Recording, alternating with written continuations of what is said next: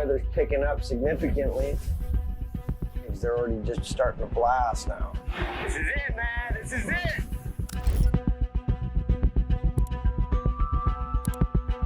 Captain Jack Bunnell lost $1 million payday after a failed drug test turned everything upside down. Canyon Willis, Jack's trusted engineer, refused to comply, plunging the crew into chaos. Now, with the Coast Guard watching, Jack must fight to salvage the operation. Let us see if he can save the hull or if it's doomed to sink. Alaskan waters, Alaskan woes.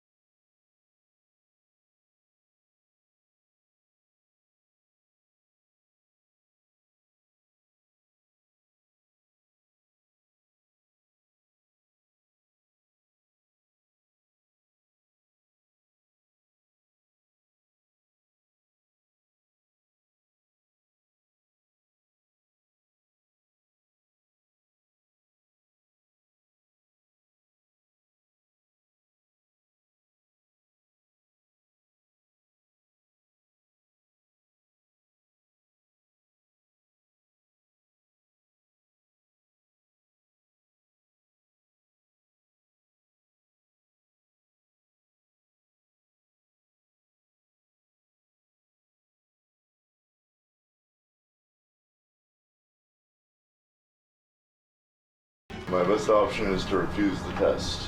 The last time he took one of these tests, traces of marijuana lingered in his system for weeks.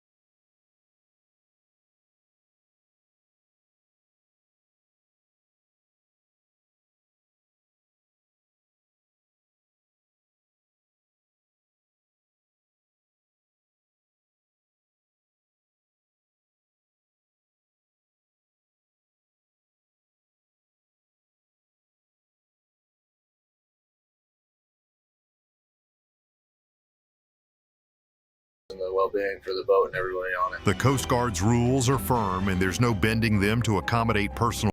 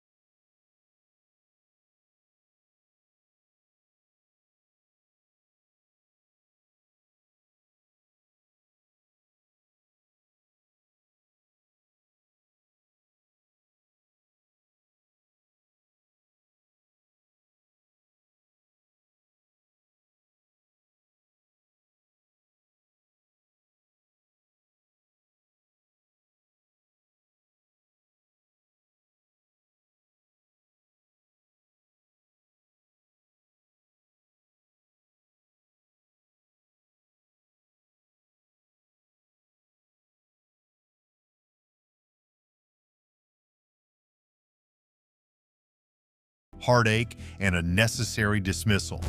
Many years of chaos and heartache, it all led to this. The day Captain Rick finally decided to rip that toxic thorn out of his crew. Some said it was time it was done. Others were just shocked it had taken this long to get rid of the troublemaker.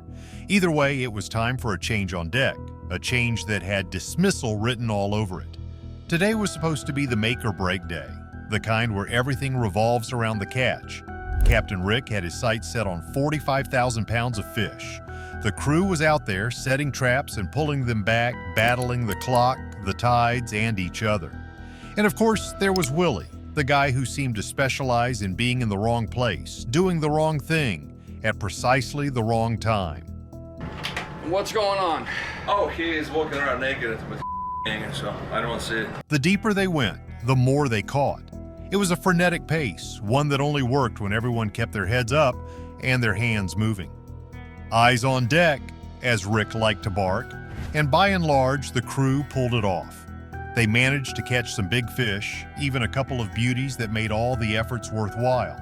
But lurking amidst all that noise, tension, and icy saltwater spray was something far uglier: Willie's attitude. Captain Rick had learned over the years that having a disruptive guy like Willie on board was the equivalent of having a ticking time bomb. Willie wasn't just a loose cannon, he was a liability, the guy who points out everyone's mistakes while being blind to his own. And as the day wore on, the guy seemed determined to test everyone's patience. Not just Rick's, he was going for everyone.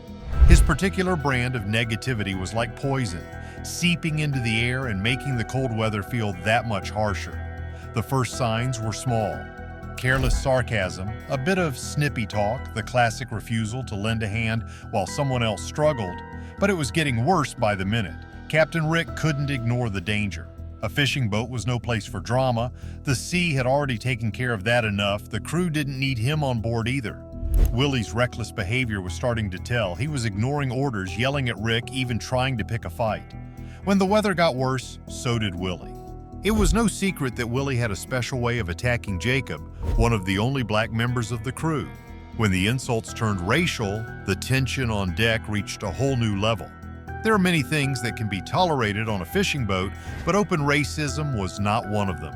Not for Rick. Willie had started making comments, low and disparaging, about Jacob, and it wasn't just an isolated occurrence, it was the kind of verbal attack that only someone with a real grudge could muster. And then came the screams, the insults, the demeaning remarks that left everyone, even those who usually look the other way, in stunned silence. The final straw was when Jacob, fed up with the incessant bombardment, retaliated in a way only he could do, leaving Willie shocked and Rick furious. The tension reached its boiling point when Willie's response was to hurl the most offensive insult to Jacob, as if he had to be furious. Rick had heard enough. It wasn't about fishing anymore, it was about having basic human decency. No fish in the ocean was worth keeping someone like Willie on his crew. Captain Rick gathered the crew in the wheelhouse. Everyone knew something was going to happen. It was a small space, but it seemed huge in the silence there. Everyone waited to hear what Rick was going to say. Rick, who normally barked orders and gushed about the catch, was now deathly calm. It was time for Willie to go. It was time to lay down the law. "He's out," Rick declared. He wasn't going to allow a man who treated people like dirt to work under his watch any longer. Rick was tired, not just of Willie, but of how this kind of behavior could rot a crew from within.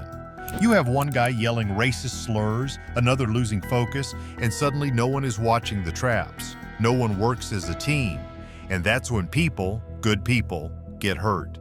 Rick confined Willie to his quarters for the rest of the journey. It was a long way back to Dutch Harbor, and the mood on the boat had shifted completely. Willie was out of sight, but the bitterness of everything he'd said lingered in the air.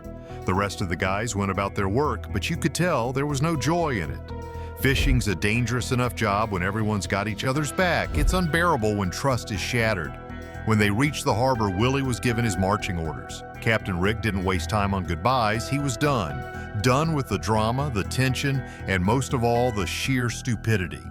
I don't need him on my boat. He is completely done. Willie had put the whole crew at risk, not just physically, but emotionally too. His departure was met with a mix of relief and anger. No one felt sorry for him, not even for a second. Willie, as expected, left with all the grace of a toddler denied a toy. He ranted and raved, shouted about how he'd find work on a better boat, one that didn't hire idiots. Rick just stood there letting him blow off steam, waiting for the dock to swallow him whole and be rid of the mess once and for all. Willie could go find another boat, sure, but it wouldn't be this one. Not with Rick. As Willie disappeared into the distance, Rick took a deep breath. It was over. The crew could breathe again. Fishing was never easy. The sea had its own set of rules, its own dangers. But at least now, they wouldn't have to deal with one of their own adding to it. Willie had crossed lines no one should cross, and Captain Rick had done what needed to be done. The crew slowly began to regroup, and the tension eased bit by bit. There were still nets to throw, traps to set, and a quota to hit. The job wasn't going to get any easier just because they threw one rotten apple overboard, but the difference was palpable. It felt like they were finally rowing in the same direction again. There were no more side glances, no more wary looks wondering when the next blow-up would happen. It was back to being about the work, the sea, and surviving another day. The Seabrook crew, still recovering from chaos ashore, heads back to sea with tensions high. Cost of cruise night off. After a long, grueling 2 weeks at sea, the Seabrook crew had one thing on their minds: hitting the shore and blowing off steam. The captains, Greg Wallace and Bob Nielsen, decided it was time to reward their hardworking crew for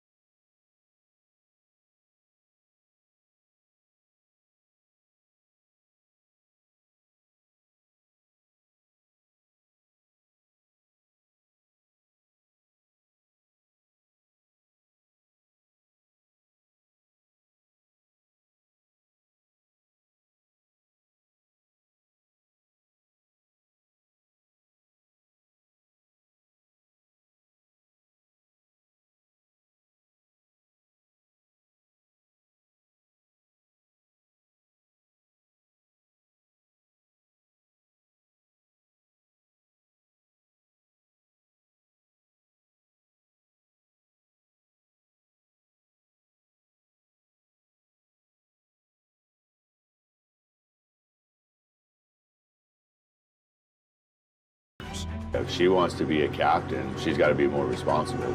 if she's going to be the other captain on the boat, she's got to step up.